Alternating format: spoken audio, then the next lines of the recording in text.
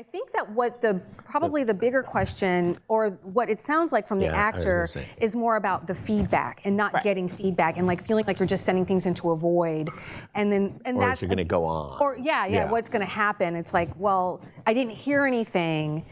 Which again speaks to this different time that we're in, right? Because like when you would come in person, at least you saw a person. Like you saw a human being. If you didn't hear something, you kind of just knew. Well, now they all said, the actors would say like, oh, I'm looking forward to the days of coming in and just reading the room and knowing I didn't get the job.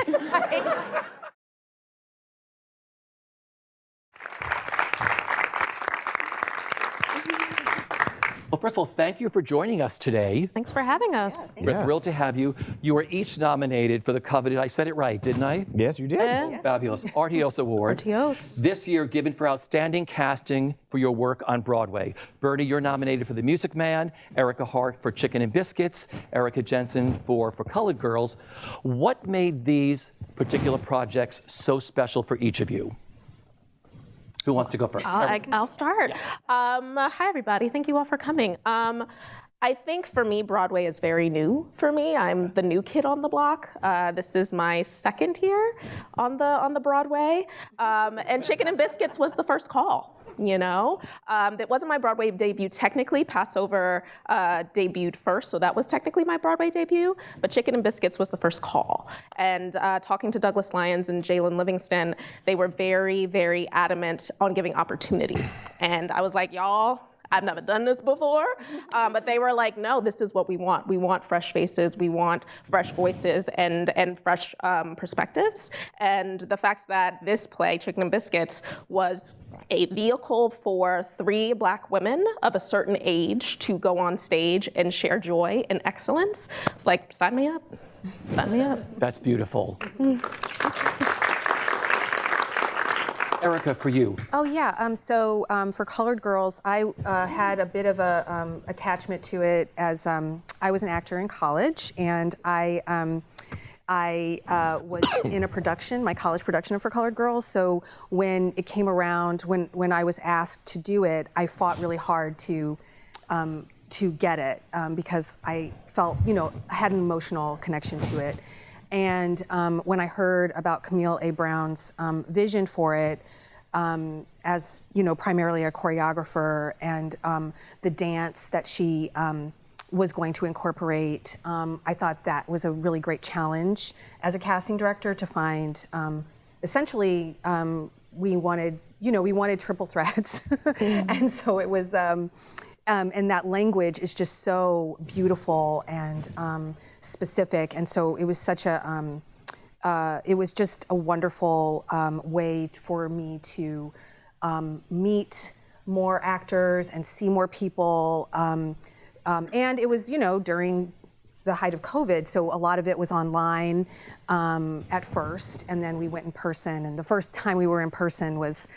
The first audition was like everybody was crying, we were all just in tears, and the actors, everybody was just, so it was just a really kind of magical experience to be in that room with so many Black women and a producing team that was really supportive and let Camille just cast however she wanted, which was also really liberating, not having to do what we call stunt casting, not having to find celebrities to do it. It was really fantastic. And also getting to work with Heidi Griffiths from the public was amazing. So it was just wonderful all around. I love that show. Yeah. Birdie, for you with The Music Man. Yeah, when you asked the question, what was memorable, I would say the first thing I would answer is that it got up. Because it feels like we've been working on Music Man for 5 years on and off. I mean, there was a bunch of workshops, because, even Hugh Jackman likes to do a workshop of a musical. So over the course, even before there was such a thing as COVID, we were doing labs and workshops, and sometimes it was just a dance workshop. And then it was, about 70%, 75% cast before the shutdown, because it was supposed to start rehearsals, like in a week or maybe 2 weeks later. And then the whole thing fell apart. And then, like everyone, is it gonna happen? Is it not gonna happen? A producer change happened. So then it really was not gonna happen because there was now no producer.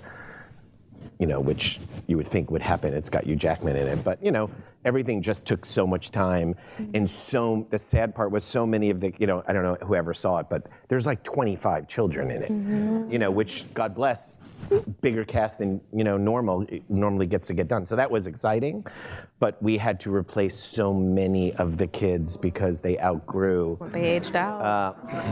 Which was heartbreaking. So, to have to go back into the amount of kid auditions that all dance, as you may have seen, and that was at a time when you were doing it on Zoom. Wow. So it was, the fact that it got up was a miracle. Because didn't you have 21 Broadway debuts? Yeah. Which was so, and that's not just the kids. I mean, which all was across the really board. exciting. And we don't get to see the big shows, because it's so financially. And that was the joy of having somebody like Hugh Jackman leading the way. They could afford to really do it the way they wanted to do it. Yeah. Well, these were 3 big shows. These are the first shows in, after the pandemic. So my first question is, how has the casting process changed since the pandemic? Oh, gosh. What changed? Yeah. No changes. No changes. No notes. It's so much of it is online. Even with theater, we're still doing. I don't know if your offices are doing the same thing, but we tend to have a process now of having like a first round of auditions on tape, and then our callbacks have resumed in person, and callbacks come from those tapes, and so it's a lot of tapes. It's a lot of requesting tapes, and in some respects, for me, I have found it beneficial to be able to have the time to see more people on tape, whereas when you're doing auditions and you have a limited amount of space and time, seeing in-person auditions for, like, say, a first round or first audition, it's limiting. It can be very limiting, but this has opened it up a bit. And I mean, I think there's pros and cons to all of it, but that's pretty much how it's working, Yeah. at least for us. I mean, there's definitely pros and cons, but then I always have to sit back and go, there's pros and cons about the restaurant you went to. Right. So, Yeah. you know what I mean? But you have to, what am I trying to say? But the long as we don't stay the way we were doing it 9 months ago, you know what I mean? Like, the great thing is to include this process of, I mean, we always had self-tapes before the pandemic, but to include the process of casting online, if we just want to abbreviate it to that, but that it doesn't become the only way, you know what I mean? Because it's great, we get to see so many more people, we get to include many more people, so those are all the pluses. I find the challenging is how we then work with our creative teams, because we all know people are better in the room. You get a sense of who the human is that you don't get on the tape. Right. And I feel like part of my job now is constantly reminding that of the team, that you don't want to fall into the convenience and the accessibility cuts out what we call direction, right? And those things that we personally, especially coming from the theater, we always did pre-screens in person, like, because you had to. Right. So we're all trained and used to giving adjustments. I'm not calling myself a director, but as a casting director, we're giving adjustments, we're helping people, make the best tape possible, and that process isn't necessarily happening. We know how to see past that, Right. Yeah. you know what I mean? But our teams don't. So that's been a challenge of how we get them to not try to cast the job from the tape we send them, just see who you want to meet in person or on Zoom. Yeah. Like, because the more you do it, people get into just the result and trying to, and it's so. Yeah. Do you find that you're telling your teams, like, no, this person's actually Yeah. Oh, I 100%. do that all the time. Yeah. Like, always like, no, I think we're overlooking this. Yeah, absolutely.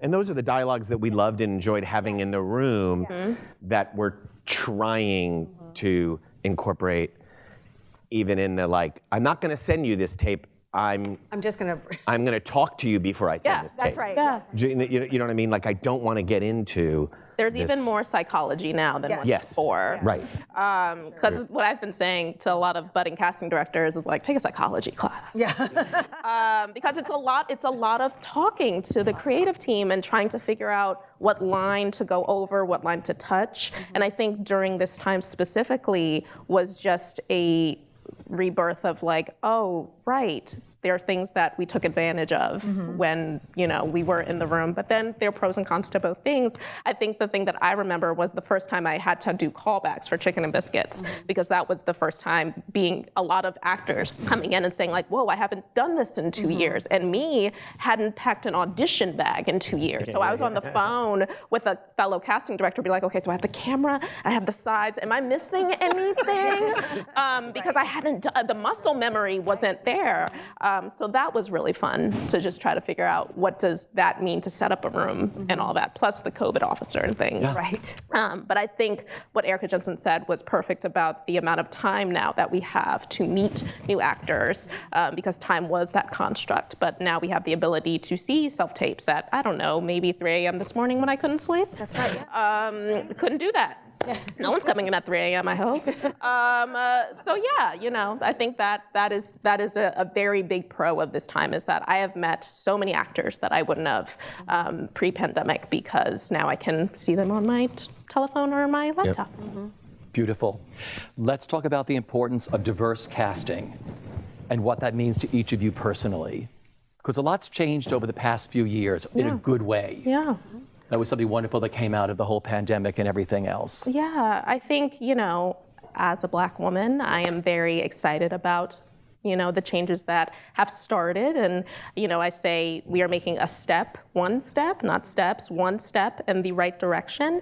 I think what really needs to be talked about is, yes, diversity on stage and on screen is very important, but I think behind the stage, behind the curtain, behind the camera is even more important, so that we do have those authentic stories, and those stories that you might not even think that should be told are being told. So that's why, again, thank you. So I think that was very important when I got to work on Chicken and Biscuits, when I got to work with Antoinette and Danya on Passover. These storytellers, these makers, like we were talking about before, having this time, this opportunity to share their stories with multiple people. So yeah, I think that's what needs to happen, what needed to happen, what needs to happen, and what will happen. So I'm just really excited to be a part of it, and to have the opportunity to share my story and, see others have that opportunity through bringing them into cast and being like, whoa, you saw me in this way. I never thought I would be in this, let alone be considered for this. So I think that's what's beautiful and what's happening. Yeah. Beautiful. Erica. I started as a casting director 20-something years ago, and so have a very a strong memory of how things were. And so this has been a really wonderful time in making the step, right? And, we have a long way to go and we have to continue, but we are, the conversations are changing and are more intentional and thoughtful with our community as casting directors, and things that we never talked about before. When I first started, there's so many conversations we're having now, and so much support, and again, intentionality and thoughtfulness behind what our work and what we're doing. And I'm working with more people now than I people, all kinds of people that I didn't work with before. And so this has been a wonderful, a better time, I'll say. I'm noticing a lot more changes that are very positive, and the conversations that I'm having with my creative teams around about this. Yeah, that's been big. And noticing, for example, working on Love Life for HBO Max, the second season of Love Life, and the very intentional showrunners that were put in place for that show for the second season, and having those conversations with them, and then just the work that we've been doing on Broadway, for example. All the work we're doing, but a lot of my office with Thoughts of a Colored Man was one of the first shows that came out after the pandemic, and that was such a amazing moment for us, a show that we'd been working on for years. Yep. That had been, and I don't know that it would have, because I don't know that it would have had the opportunity to have moved to Broadway had we not had this moment. Had not the things that occurred before, like during the pandemic. I don't know that show would have been something. I don't know that would have been a show that people would have considered to move to Broadway, and so that was a big deal. And like you said, it's a more universal conversation.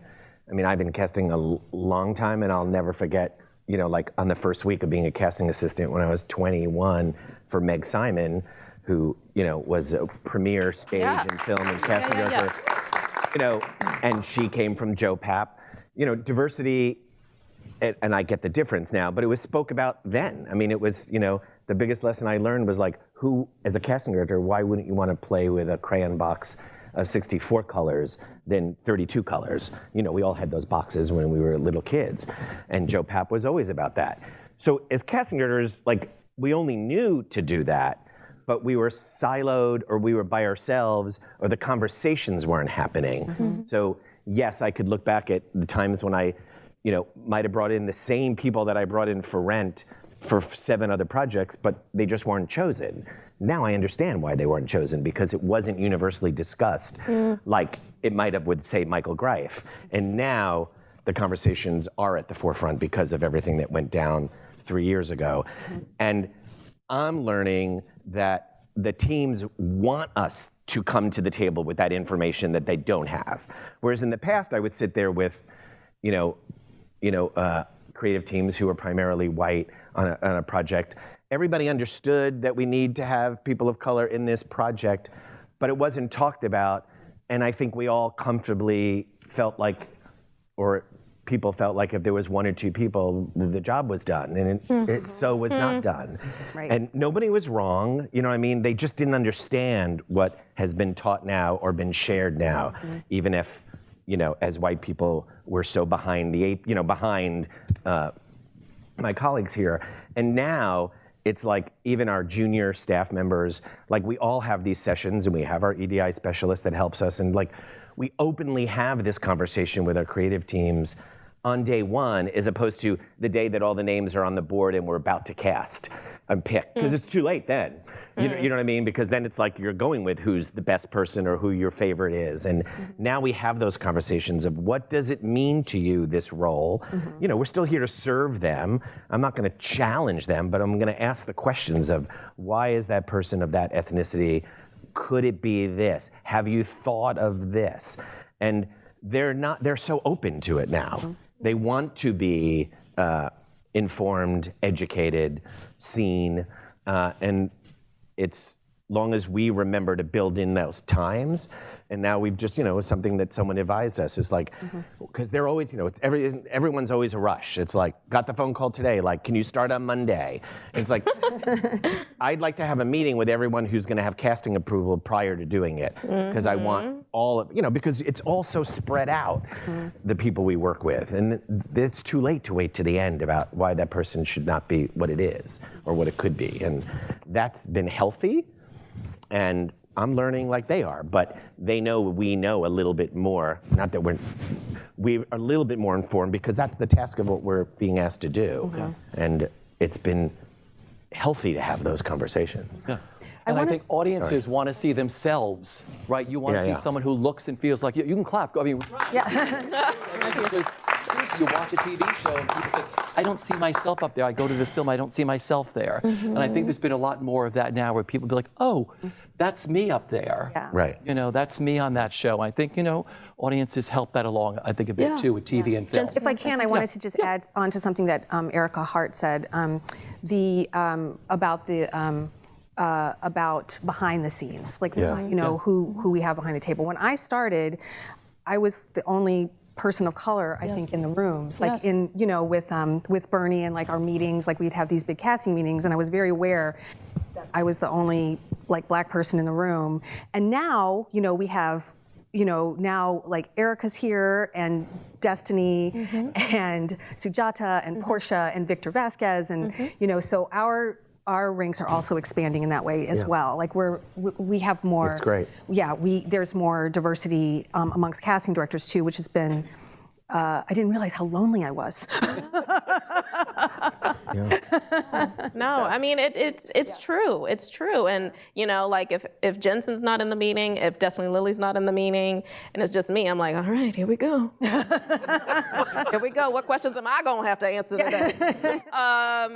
So no, but I think it's been really lovely just to see the community that we have formed and that is growing. Because like when I say behind the table, behind the camera, behind the curtain, I don't just mean the casting director. Right. I mean the casting intern. Right. I mean the casting assistant. I mean the associate casting director, because The pipeline. because as people move up, you want to see that you're not the only one moving up, that you have someone behind you who's moving along. Right. So I think it's very important to think, like, who's your assistant costume designer? Who's your key grip? Who's your, best person on, best boy, best, whatever that term is on the film set. Who are these people? Because those are the people that in 5-10 years are going to be are going to be the DPs, are going to be the directors. So it's very important to, yes, fill from the top, but also film from the bottom so that everybody, as you said, is represented. That's beautiful. You started to talk about the self-tape, so let's talk about the self-tape. Let's talk about them. I know a lot of actors, including award-winning actors who I've spoken to, who get so stressed by the self-tape. Like, how much time do I put in? What do I do? Is my lighting perfect, right? You all go through the same thing, right? Is my background, what to do? So, what do you each look for in a great self-tape? I think here's the thing. We need to hear you and we need to see you. Yeah. Bare bones, bare minimum, as the children are saying. You know what I'm talking about? We need to hear you and we need to see you. So everything else is a bonus. I never want to say you have to do something, because when I say have to, cha-ching starts going off. And people think that because I have to, it means I have to buy. I think technically, again, here you need to see you. If you want to get a backdrop, that's fine. Clean blank background, that works for me. Set up some lights. You don't need a ring light, but if you have one, great. But again, I need to see you. I see a lot of self-tapes that come across my desk. I'm like, are you in a cave? That's not gonna work. Put on a light, I need to hear you, so maybe don't film it outside when the trash truck is rolling by. That ain't gonna work. But yeah, just the basics. But I think when it comes to performance, it's been really interesting to see, as someone who is new to casting Broadway and theater in of itself, it's really interesting to see the mediums mix. Yeah. Because it's like, okay, so this is on stage, but we're looking at it on screen, but all of that stuff. So I think for self-tapes in particular, when it comes to performance, always think of the fact that you need to grab somebody in the first 10 seconds. Yeah, whatever that may be. And you're like, well, Erica, I don't have the first line. Great, how are you listening? Yeah, that's the most important thing for me, is how are you reacting to the acting that is happening. So you have to catch us in the first 10 seconds, because the people who have that final say, the people who we're sending it off to, they might have a location scout to go to that day. They might have a makeup consultant to go to that day. They might have, a meeting with the general manager. All of this stuff that They're watching it on the van. They're watching it on the van to go. So they might have 5 characters and a link of 50 people to watch that they have to watch in 10 minutes. Right. So if you don't catch them in the first 10 seconds, it's not that they don't want to watch your full tape, they just can't. Yeah. So catching us in the first 10 seconds, I think, is something to always keep in the back of your mind. At the end of your work, I think if you're done with your self-tape and you're ready to send it off, always ask the question of, will they get this self-tape, this performance, anywhere else in the world? If the answer is no, good, go to sleep, night-night. If the answer is yes, maybe try to do it again. Yeah, because we're seeing many a self-tape, but there's only one you. And at the end of the day, only one person's going to get it. So we want to see who you are through any audition, self-tape, in person, et cetera, et cetera. It's very important to put whatever yourness is through that, so that we can know who you are through your audition. Yeah. You said all the things I was going to say. But I'd add a half a thing. I mean, because literally she said all the things that were in my mind. But the big thing which she said about listening, and I know we know that as actors, but on that tape, listening doesn't mean, oh, it's not my line, so I could look down at my next line. And yes, when you're doing a theater audition or in-a-person room audition, sure, you're looking at the sides and you're looking down, but you're not dropping out because I still see your toes all to your forehead and you're in the room and we're all present. But you know, when you're on a screen this big, the minute I go like that, I've left the room. So if I've left the room, he or she in the van has left the room. You know what I mean? And it's just so, it really is like, allow us to watch you listening. So it's different than just in, you know, the normal acting thing that you're always supposed to do, that you're, you know, about listening, but we want to watch you listen, because those are the greatest moments on film and TV anyway, when you see the close-up, you know, and they're like, oh my God, Meryl's not even speaking, and like, I'm totally in it. And that's help the people who are watching the self-tape stay in it. And that's what she also means by the 10 seconds, you know, because it's, and you have to just look at it like, that's the gig. Sure, that's not why you went to acting school. I'm an actor. That's how you're getting to, you know, just like the days you eat the sandwich on the run in the subway versus like you went to a restaurant and you spent an hour. Like, there are times that the auditions are just gonna be like that. But like Erica said, someone's gonna get it. Yeah. So we all can talk about the process sucks, but someone's getting it, so why not it be you? And why not you do the best you can do?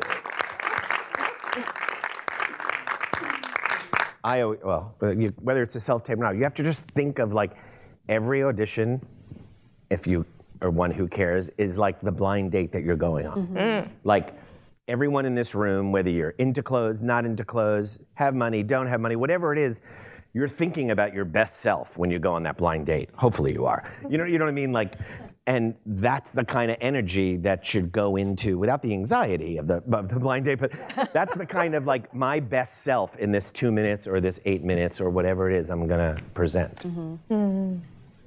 That's great. Yeah. That's a good one. I like that. I love the blind date. I love the blind date. I love the blind date. I've been using it. Yeah.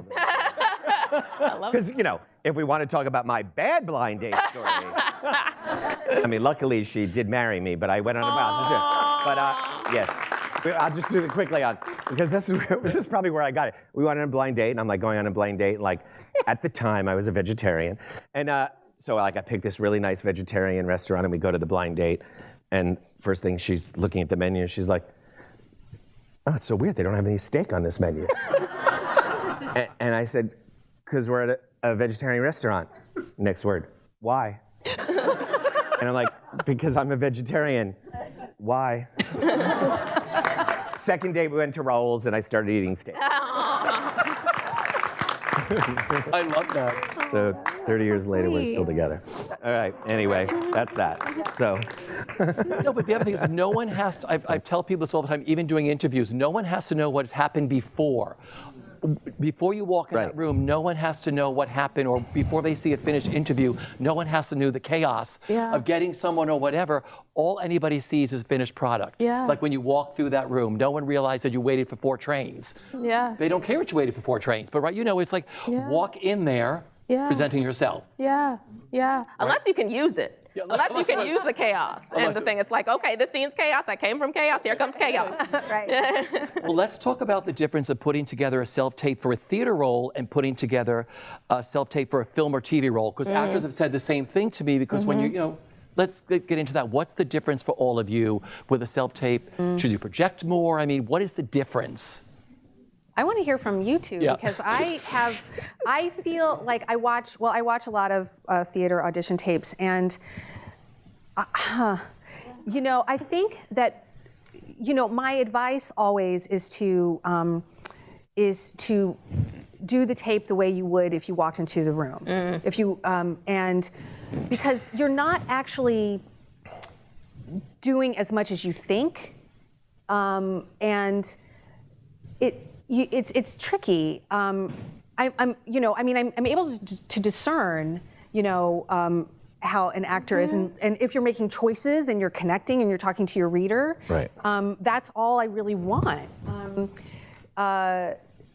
And so, but that's not great. That's not good, like, super helpful advice, I don't think. I'm not I sure. think for me, I think this, please disagree with me. Yeah. I feel like standing up does a lot. Yeah, standing up. I think That for helps a theater, great deal, for theater auditions, the moment, I don't know why, unless you're at the kitchen counter, I don't know, but I just feel like standing up for theater auditions does something already, because I think the moment you sit in a chair, and this goes with a lot of auditions, but the moment you sit in the chair, the energy just goes into the chair. And I just feel like with theater, it's so physical most of the time. It's so in your body, and the moment you sit down, your body is at rest, and it's not engaged, and it's not turned on. So I just feel like bringing that up just brings an energy innately that wouldn't have happened. I don't think you need to move stage No, it you don't like need to give me a pas de deux. Like, I know. Like you would in the room? Yeah, no. There to be a lot of staging, right? Like, No. I don't. Yeah, you don't have to do a lot of staging, but your energy being more up for sure. Yeah. And actors have asked me if they should like frame themselves differently, and sure, you can give yourself a little bit more space if that's comfortable for you. If there's an activity, then you can do the activity, but again, you don't have to block the whole thing. It shouldn't be a lot different from how you would go into an audition in person, because you're, I wouldn't, I would not ask you to please bring in tons of props the same way that I would not ask you to do, like in person, the same way I would not ask you to do that on a self-tape.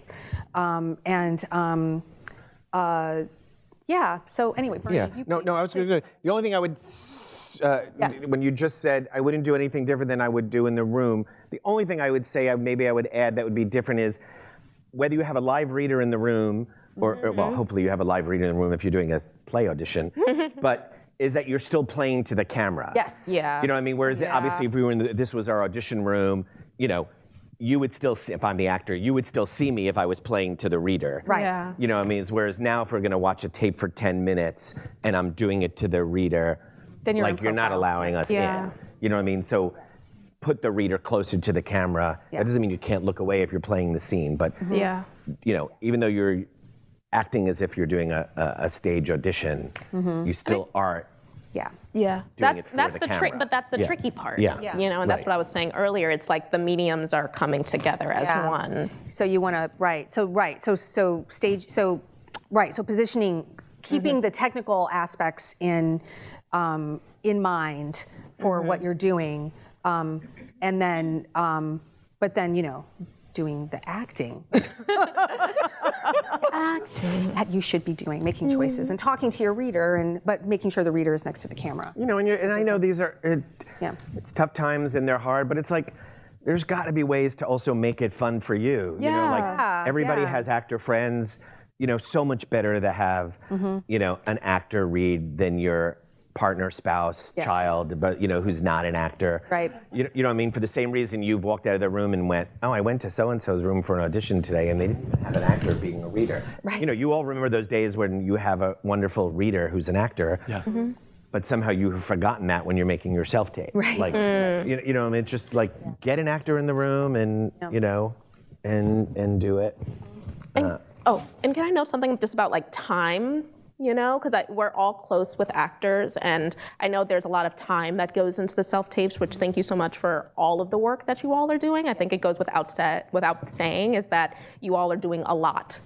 Just putting on one self-tape in New York City, let alone, is a lot of work. So thank you so much for doing all of the stuff that you have been doing.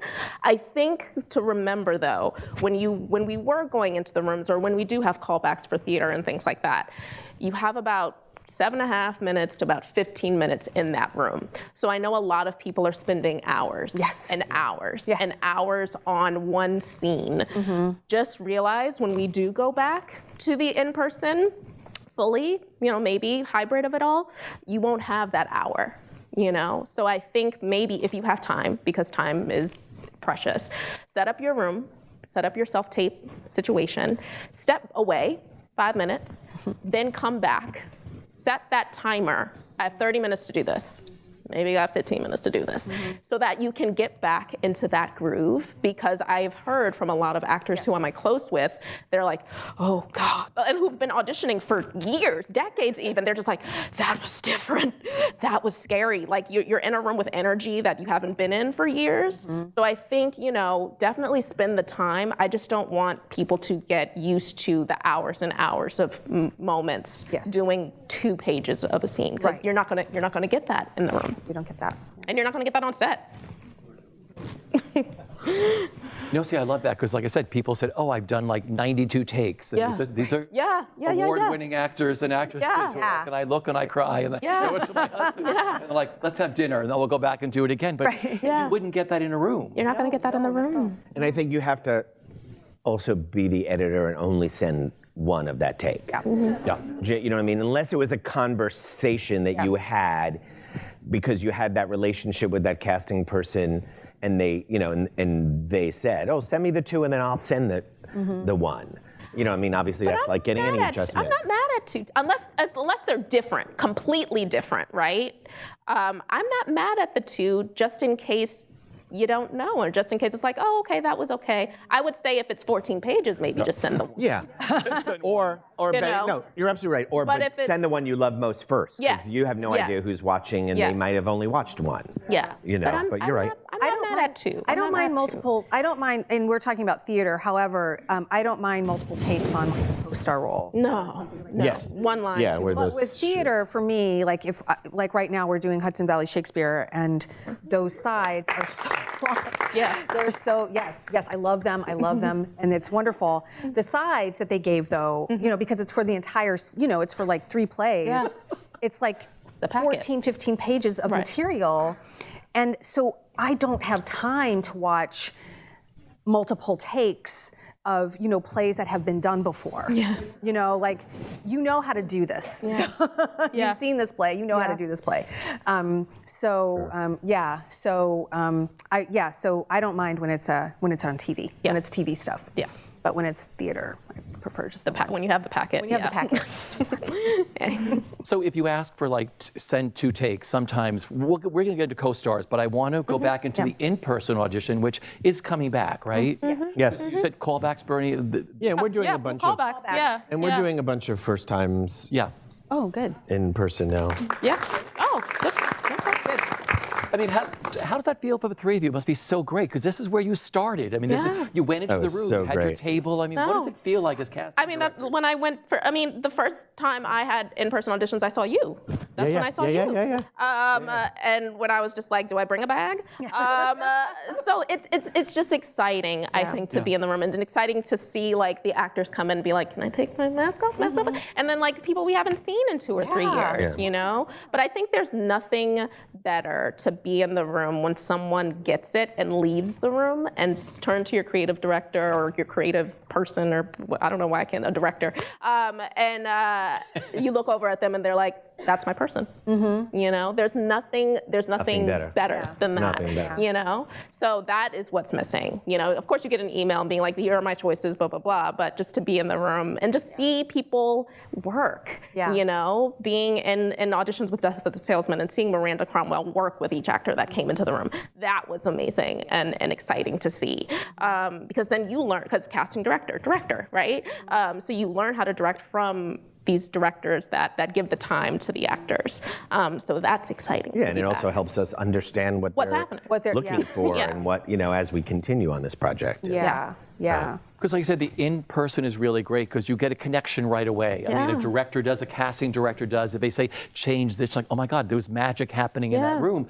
Going back to the self-tape, how do you know when you're sitting there watching, like you said, hundreds or thousands of these, you're not getting that same kind of feeling. You're getting a feeling probably. So how do you know from a self-tape as opposed to being in an in-person room with someone saying, I love what I got, that electric energy. So how do you know when you're watching 350 self-tapes for that same role? How do you know, like, I'm choosing number 6, let's send in number 9, we'll send in number 12. What is it?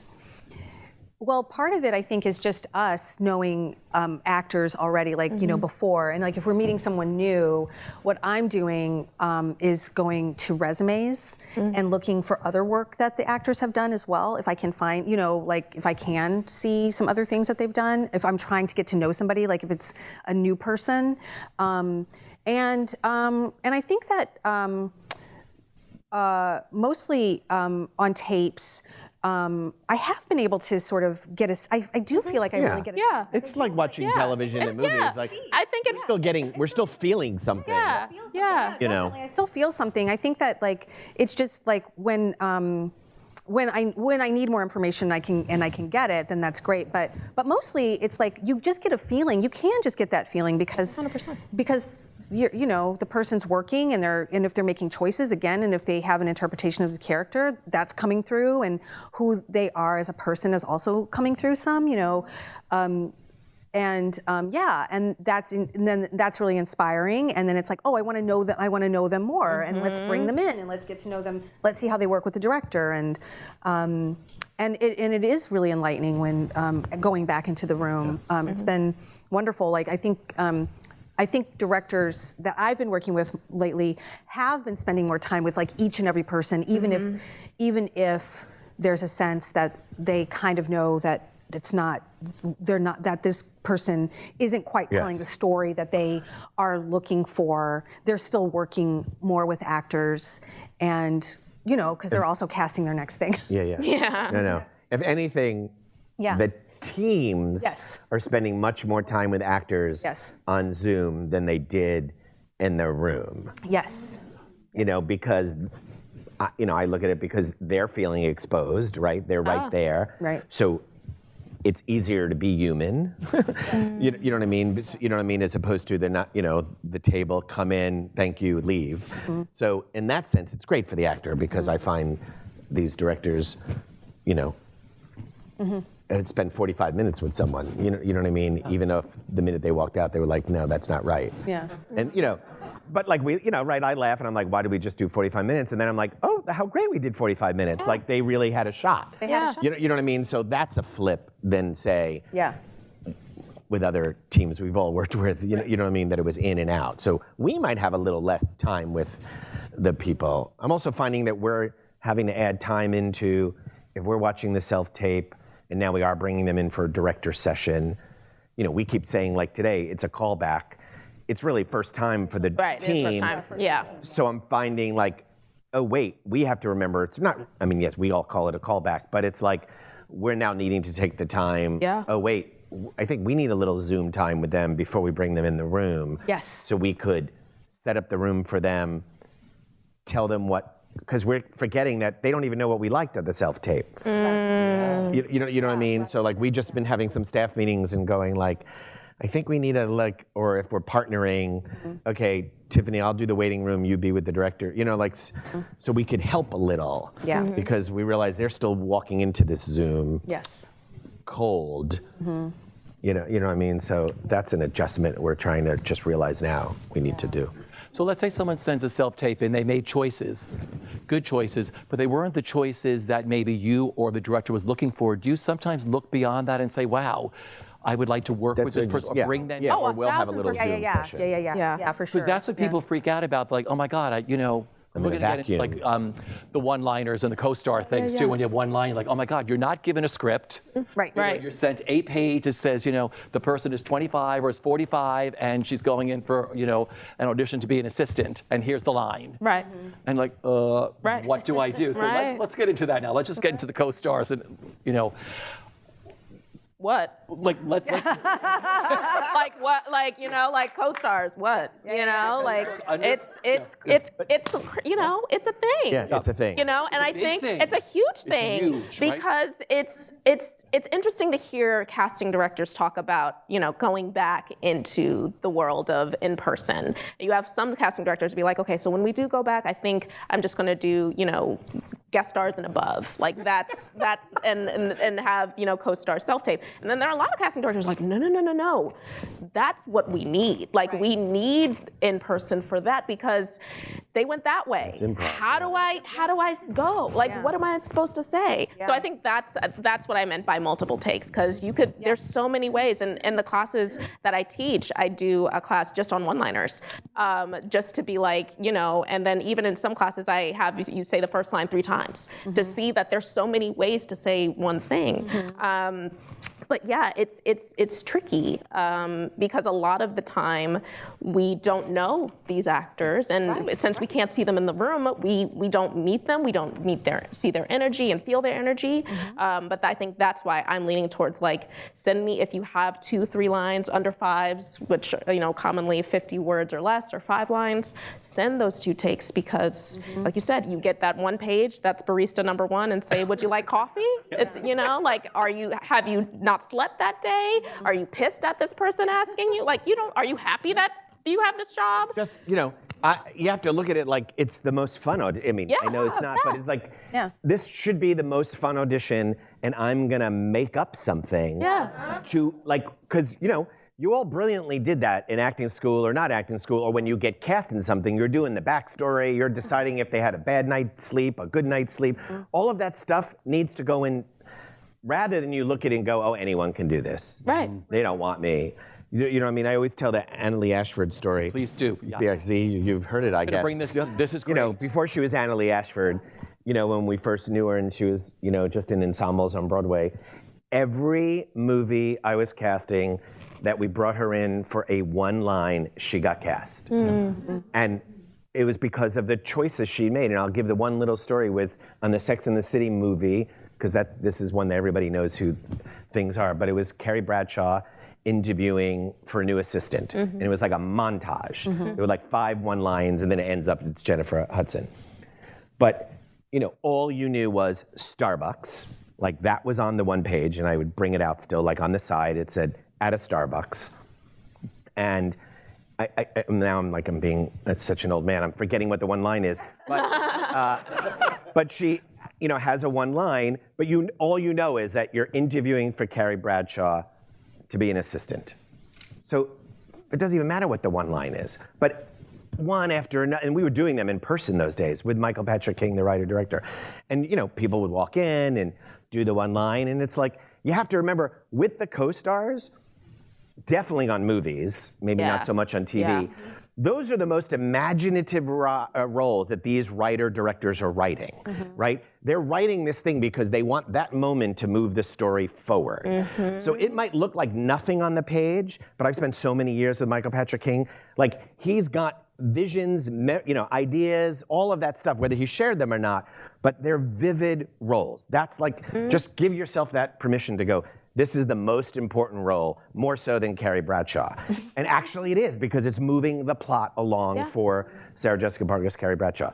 So, like, if you know that, and that's what I think Annalee, would just do on her own. So these actors would come in all the time, but it's like, I'm doing the work this is what I believe Annalee Ashford did. I'm coming in to interview for a role of Carrie Bradshaw.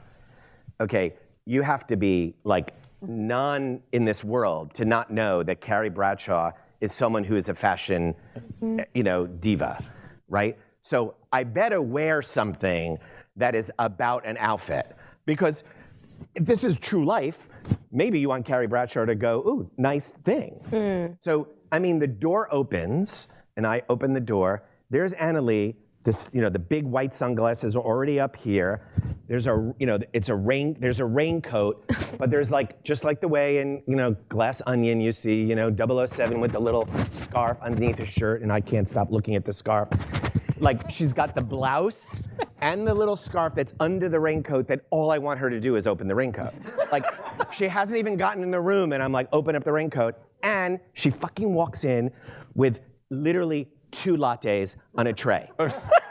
And it's like, oh my God, doesn't say that in the script. It's like, and she walked in, she did the line, and she just handed it to the reader, like she's handing a latte to Carrie Bradshaw. It was just, and Michael Patrick King was like, done. Right. Done. Right. Done. Right. Right. There was no resume. Right. It was done. And then the same thing she did for Jonathan Demme movie. It's just like she was playing a cashier at a low rent 7-Eleven. Yeah. You know what I mean? And it was like, she just made a choice. Made a choice. And worst comes to worst, like you don't get cast because that's not what he or she was looking for. But like, what a great night. However, she came up with that, and it wasn't shtick, and it was grounded. You know what I mean? And those are the kind of things of like, you want to like do. Yeah. That's what makes those things fun. But anyway. That's one of my favorite stories. I mean, Yeah. because you look at That's a good story. like you said, these one-liners are what move stories on TV and film along. They're very, very important plot pieces. I mean, our teams are so difficult to get them to make decisions on these one-liners. Oh. Like, that's how you have to realize they are important roles. Yes. Like, because again, they're moving that plot along, and they have specifics, even though we all look at it and go, anyone can do this. How about you direct them to tell them what you want? Right. You know, like any of those women could have done what Anna Lee did if Michael told them, but there's no time for that. That's what you have to look at is the joy of acting. What you are going to bring to it is what's going to make, again, the blind date, what's going to make that person want to spend more time with you. You know, even though you're right, oh, if you would have told me that, I would have done that. You know, but like you don't have that opportunity. No, but like you said, going back to acting school, that's the backstory you put together for any role you have done. This is all stuff you know, so you should do the same thing for a one-liner. Oh yeah. Yeah. You know? Yeah. They're human beings. Yeah. You know? So you have to put some life in it. Yeah. I always say, be a human being in the world, be in the circumstances of the situation. And, you know, a lot of times on television, like those one-liners are, the barista, here's your coffee. And you have a lot of information. Even if you just have that one page, you know you're a barista. You've all been to a coffee shop or whatever at some point, you know, and you know what that's like. So maybe, you know that this person is doing a job. And unless there's something in there that suggests otherwise, you know that you're good at your job.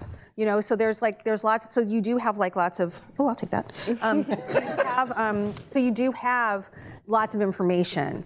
Again, even if it doesn't, what I should say instead is there is information there for you, so that you can make some choices and some decisions. If you know where you're working, you know the time of day, you know that you know how a person who is a barista might dress. You can make those decisions, and then you can craft the audition around that. So you don't need the whole script, is what I'm saying. Yeah, because I would think now co-stars, that's where all the new people coming up get a shot, at least on television. Yeah. Right? I mean, that's when people break into TV a lot now. Yeah. Right now, Yeah, are definitely. the newbies are getting, you know, the co-star as opposed to a film, like, of course, you know. But I mean, they're really important things to do, and everybody should have a backstory. Yeah. Yeah.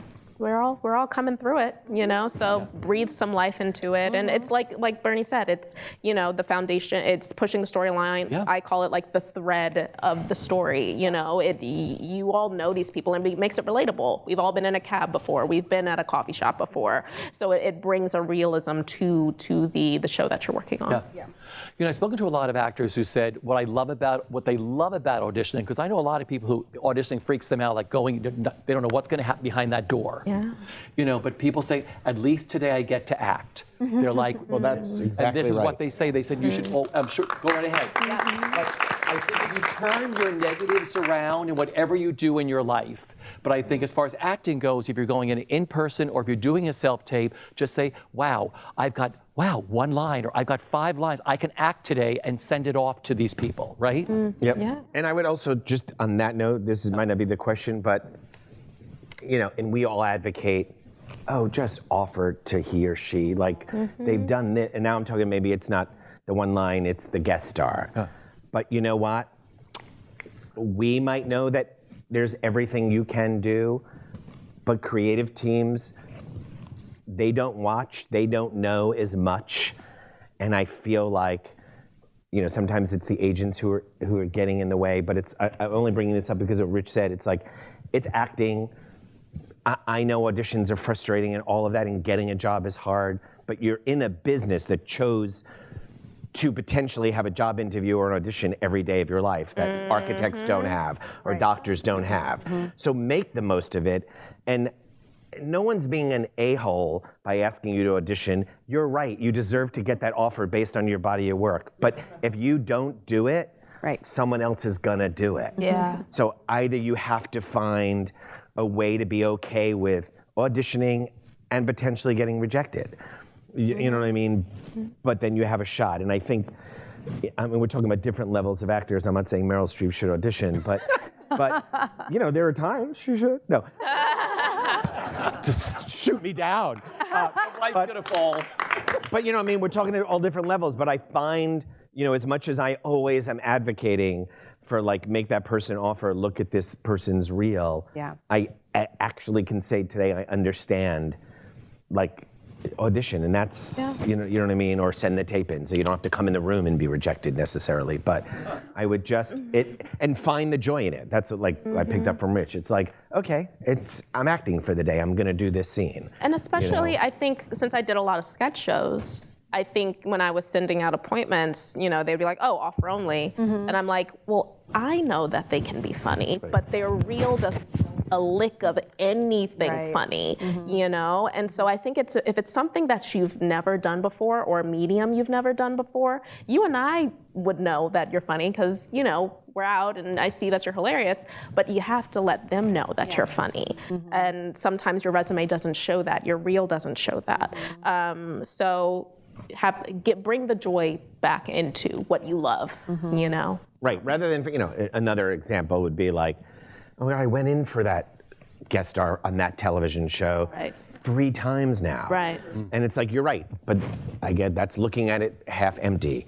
Half full is well, if they're asking you now, again, for the 4th episode, it's because someone is liking you. Yes. Yeah. And there's gotta be a reason. Yes, it makes no sense, but there are different directors, there are different writers in every one of these things. Our teams are changing left and right on these film and TV. So it's whenever there's I'm sure there's a time where you could pick out, okay, that makes no sense. But most of the time, there is reason behind it. Right. Yeah. And rather than look at it as a bad thing, try to find the, oh, okay, well, they keep bringing me back for another guest star because someone in that room likes me. Yeah. So let me try again. There's so many victories that you all might not notice or might not think about, and I think, of course, the victory is the booking, right? Because it's the booking, it's the coin, it's the thing. But I think the journey getting there's so many victories along the way. Even getting an audition period is a victory. Yes. Because the truth of the matter is, I just put out a breakdown yesterday for a 2-line role. I got over 1,500 submissions from that, right? And that's a 2-line role, right? I'm not bringing in 1,500 people, or requesting 1,500 people. I'm requesting a small percentage of that. Less than 5% of that. So you're in that less than 5%. That is a huge victory. Every step along the way. If you get pinned, if you get feedback, saying hey, can you redo this? If you get a call back, if whatever, if there's interest, whatever it is, that is a victory. Like Bernie said, if we bring you in again, that's a victory because someone likes you, someone has said yes, and that is the thing. Along the journey are yeses. The big yes is the booking, but they're little yeses. If I'm working on something else, I bring you in, right? If I'm talking to Jensen or I'm talking to Bernie and I know they're casting someone, hey, see this person, everything is a victory because those yeses mean something. And it's only a matter of time before that big yes happens. Yeah, Yes. And I have a good story about what you were talking about too, just about the getting called in regularly for a TV show, for example. I have a friend who's here in this room who came in and auditioned for a TV show we were working on called The Path, and kept coming in, and it was 1 line, 3 lines, 2 lines, and just, we kept bringing her in because the team kept expressing interest, but wouldn't, just never pulled the trigger. And finally, we brought her in for another role that ended up being a recurring role. So that one paid off even more than than the 1 or 2 liner would have paid off, because then she just kept coming. She just kept getting called to do The recurring. Yeah. So yeah, it's great.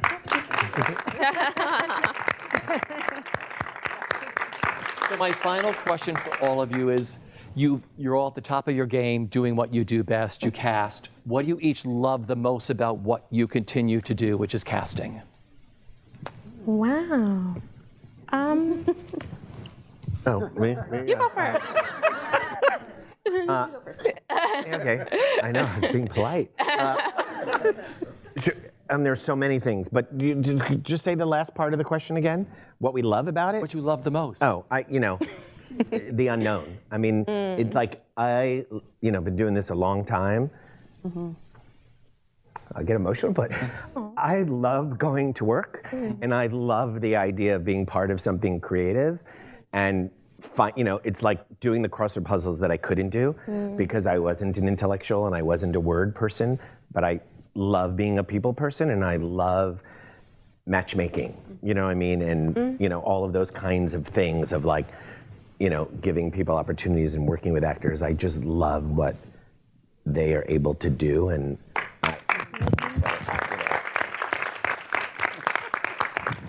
whether it be at my theater or whether it be in casting or whether it be with the casting staff, the idea of collaborating around what it is that you do and the craft that you do is, to this day, thrilling. I mean, I sit in the movie theater or the theater every night, and I'm just so excited for what is the unknown is going to happen. And it's still thrilling after this long.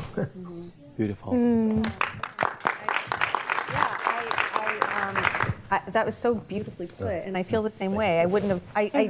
I love the way you said that. So I don't want to steal from you what you said, because it's true. Like when you're working on something and you're so deep in it, and then to have when you walk into the theater and you see what it is. And it's just stunning and beautiful, and to be a part of like this creative process in such a meaningful way has been. I haven't been doing this as long as Bernie, but going on 20-something years, and it's been a joy. It's been, mostly a joy. I feel panel. That's a different panel. No, I feel That's a session. No, I feel just incredibly lucky to be up here. I mean, I can't sometimes. It's so funny because I walked in today and I was like, what? And every time I'm just surprised, oh wow, I get to do this. I still get to do this. It's kind of amazing. I have to say also, I don't think I would be here if I wasn't with my partners, James Kaleri and Paul Davis, who've been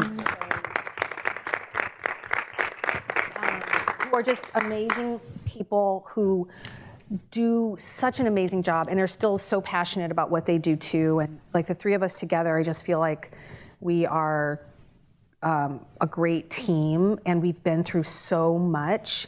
And so I don't, and they've been such a, they inspire me all the time. And so I feel really fortunate. I love actors, and I love working with actors, and I love working with directors and writers, and what Bernie said. No, I mean, I'm just here to echo exactly what my two colleagues said. And I think, for me, I always wanted to be in the entertainment industry. I got my first camera when I was 9. I started dancing when I was 4. So I knew I was going to be in this somehow, some way. And when I was a kid, I wanted to be a detective. That's what I wanted to be. And I always feel that whatever you wanted to be when you're 7, you find a way to do it. So I wanted to be a detective, and I think casting is the detective of the entertainment industry. Yeah. So always hold on to your 7-year-old self. And I was at a reading recently, and I can't say what it was, but I was just sitting in a room, and I just had to those moments of where you're what am I doing? Am I allowed to be here? And they're and we're gonna go around and talk and introduce ourselves. And I was like, I'm going to introduce myself with that person in the room? Okay. So just realizing that, it never gets old, and you all are the superheroes. You all are the reason why we're here and why it makes the job so fascinating and so fresh and so new and so exciting, when we're, it's midnight and we're still trying to get someone to answer an email, it's those choices, and that role shoots tomorrow, it shoots tomorrow. Can we get the choice? And then you get the call from your showrunner and being just letting you know so-and-so was a delight. Yeah. They were so amazing. And the best call is you know what? I know we were going to have them only 2 episodes, but I see them for 3 more episodes. Right. That's why we do it. So that's always exciting. But like I was saying earlier, when you're in the room or even just get the call and being like, that's my person. Like that is why I do it. Or, you know, just getting a call from someone to be like, hey, like this was my first audition ever. Like, or this is my first time being a recurrer. Or, you know, I made my insurance because I got this job. Like things like that. It's so refreshing. And when you're maybe on those days where it's like, oh, okay, am I gonna get it? Then you get that email and it's like, no, that's why I do it. That's exactly why I do it. Yeah. That is great. Well, like I said, we have a room full of actors at every age. Yes. People, I know there's from schools here today, you're just graduated or you're starting your careers, people who have careers, people who are continuing their careers, and people watching all around the world. I want to thank the three of you for doing this today. Thank you. This was great. Let's hear it for Erica Hart, Erica Jensen, Bernard Telsey,